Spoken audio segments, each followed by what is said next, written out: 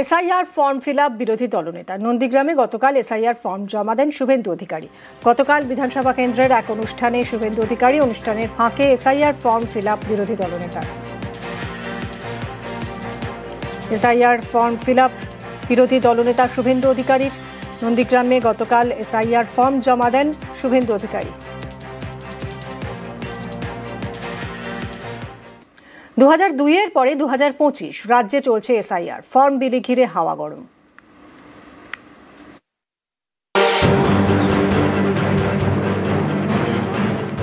পশ্চিমবঙ্গে মঙ্গলবার থেকে শুরু হয়েছে এসআইআর ফর্ম বিলি। এ নিয়ে নানা জায়গায় এসআইআর সহায়তা কেন্দ্র চালু করেছে বিভিন্ন রাজনৈতিক দল।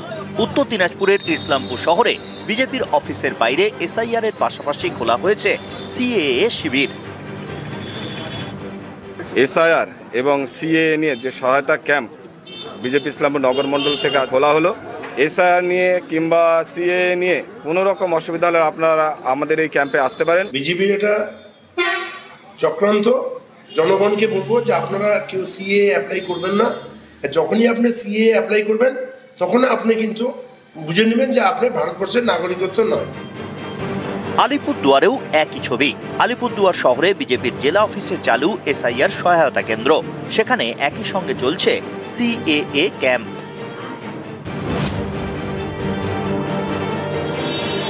দক্ষিণ চব্বিশ পরগনার বারুইপুর, এখানকার বেগমপুরের বিএলও অঞ্জনা মণ্ডল, বিজেপির বিএলএ সুরজিৎ বিশ্বাস। মঙ্গলবার এসআইআর ফর্ম বিলি নিয়ে দুজনের মধ্যে বচসা। এরপরেই বিজেপির বিএলএকে বিএলও মারধর করেন বলে অভিযোগ।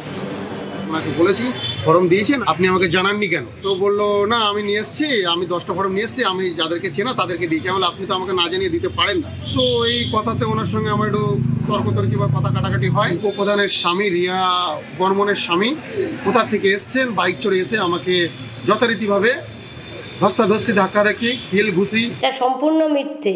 বিজেপিরা আগে থেকেই আমাকে হুমকি দিয়েছে, আমাদের না নিয়ে ঘুরলে ইয়ারোর কাছে তোমার চাকরি নিয়ে করব, কি করে চাকরি বাঁচে দেখব। ওরা আমার কাছে মিথ্যে অভিযোগ করে ফেসবুকে লিখেছে আমি নাকি ওদের আই কার্ড ছিঁড়ে দিয়েছি।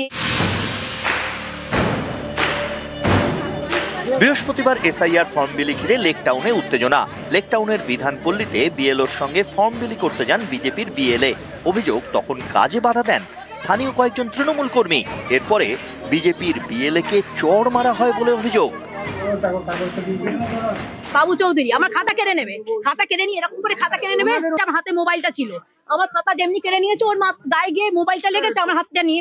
আমি যে মোবাইলটা লাগার সাথে সাথে ও একটা ঠাস করে আমার গালে চড়। যাদের বাড়িতে ফর্ম নেওয়া হয়েছে তাদের বাড়িতে গিয়ে জিজ্ঞাসা করো, তাদের সামনেই হয়েছে।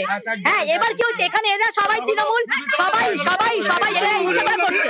ওনার সঙ্গে লোকজন নেই আর উনি চেনে না, যেতে থাকে বাইরে। এবার যখন চেনে না তখন উনি যখন জিজ্ঞেস করে তখন ওনাকে বলা হচ্ছে কি আপনার মতন কাজ করতে থাকুন, যেরকম আমরা করছি করুন। উনি বলছেন আমাকে গা হাত দিয়েছে, কিন্তু উনি একটা আমাদেরই কর্মীকে চট করে একটা থাপ্পড় মেরে দিয়েছে। ইনি নিবাস দাস, কোচবিহারের মাথাভাঙার গ্রামে বিজেপির বিএলএ। তার গলায় জুতোর মালা। বৃহস্পতিবার সকাল মাথাভাঙার ছাট খাটের বাড়িতে এসআইআর ফর্ম বিলি করতে যান বিএলও। সঙ্গে ছিলেন বিজেপির বিএলএ নিবাস দাস। অভিযোগ বিজেপির বিএলএ কে দেখেই চড়াও হন স্থানীয় তৃণমূল কর্মীরা। পরানো হয় জুতোর মালা, চড় থাপ্পড়ও মারা হয় বলে অভিযোগ। ফটিকদার রাইসা আমাকে চট থাপ্পড় মারলো, আর কেতা দাস রাইসা চট থাপ্পড় মারলো, মারে বলতেছে। আর ভৈমেলা দাস আমার জুতোর মালাটা পরাই দিল, দিয়া আমাকে ধাক্কা বের করে দিল, বেটা ভাগ এখান থেকে। আমি খবরটা শুনিনি, খোঁজ নিয়ে দেখছি। আর তৃণমূলের নেতারা এখানে জড়িত কেন? বিএলওরা তো নির্বাচন কমিশনের লোক, এখানে দলের কোনো সম্পর্ক নেই। আলিপুরদুয়ার 2 নম্বর ব্লকের চাপড়ের পাড় এলাকা। এখানকার বিএলওর দায়িত্বে রঞ্জিত সরকার। তিনি স্থানীয় স্কুল শিক্ষক, আবার বিজেপির মণ্ডল সভাপতি পদেও রয়েছেন। এ নিয়ে সরব তৃণমূল। মণ্ডল সভাপতি ভারতীয় জনতা পার্টি কয়েকজন আলিপুরদুয়ার জেলাতেও ইতিমধ্যে তারা বিএলও হিসেবে নিযুক্ত হয়েছেন, যেটাকে সর্বস্তরে ভারতীয় নির্বাচন কমিশন বিষয়টা দেখছেন। আমি কিন্তু আজকে থেকে বিয়ে হঠাৎ করে বিয়ে না, আমি যখন পলিটিক্যাল অ্যাক্টিভিস্ট ছিলাম না তার আগে থেকে আমি বিয়ে তো ওদেরকে চিঠি করেছিলাম, ওনারাই বলেছে আপনারা কাজ করুন না, কমপ্লেন তো আসেনি। নিউজ 18 বাংলা। বাগডোগরার সেনা ছাউনি থেকে গ্রেফতার বাংলাদেশি পরিচয় লুকিয়ে ঠিকা সংস্থায় কাজ করতেন। তার থেকে উদ্ধার হয়েছে বাংলাদেশের পরিচয়পত্র, ভারতীয় ভোটার কার্ড এবং প্যান কার্ড। তদন্তকারীরা খতিয়ে দেখছেন এই বাংলাদেশি কি আসলে গুপ্তচর।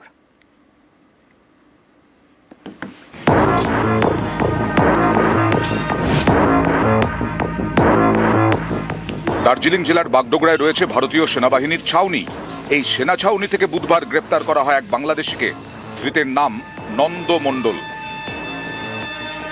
ধৃতের থেকে উদ্ধার করা হয়েছে বাংলাদেশের পরিচয়পত্র, উদ্ধার হয়েছে ভারতীয় ভোটার কার্ড, প্যান কার্ড এবং একাধিক ডেবিট কার্ড।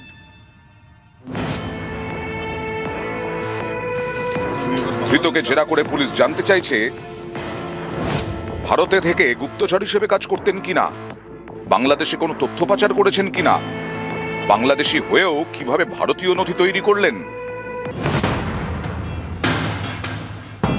সম্প্রতি বাগডোগরার ব্যাংডুবি সেনাছাউনি এলাকার রাস্তা তৈরির বরাত পায় স্থানীয় একটি ঠিকা সংস্থা।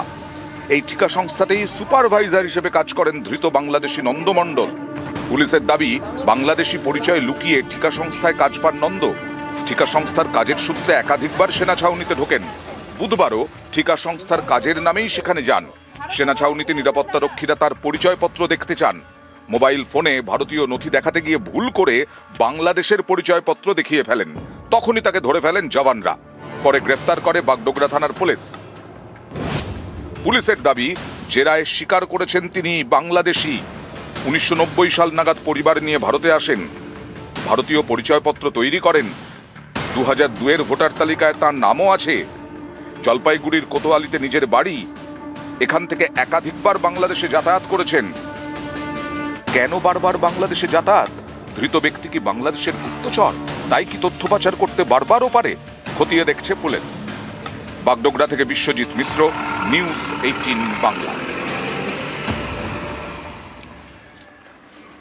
23 বছর আগে তৈরি হয় এগরা মহকুমা, কিন্তু এই মহকুমায় কোনো আদালত নেই।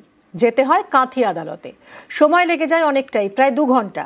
এই সমস্যাই এবার মিটতে চলেছে। এগরায় তৈরি হবে মহকুমা আদালত। এর জন্য জমি বরাদ্দ করেছে পুরসভা এবং পঞ্চায়েত সমিতি।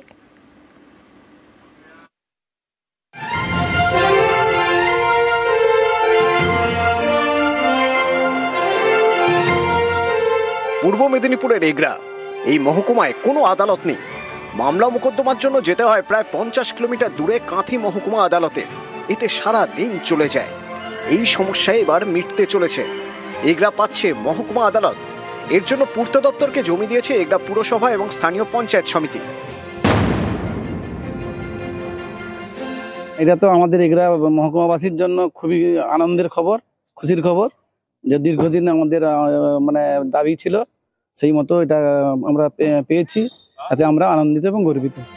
2002 সালে মেদিনীপুর ভেঙে তৈরি হয় 2 জেলা, পূর্ব মেদিনীপুর এবং পশ্চিম মেদিনীপুর। এরপরে পূর্ব মেদিনীপুরের কাঁথি মহকুমা ভেঙে তৈরি হয় এগরা মহকুমা। কাঁথিতে আগেই মহকুমা আদালত ছিল, কিন্তু এগরায় জমি জটের কারণে এতদিনেও আদালত তৈরি করা যায়নি।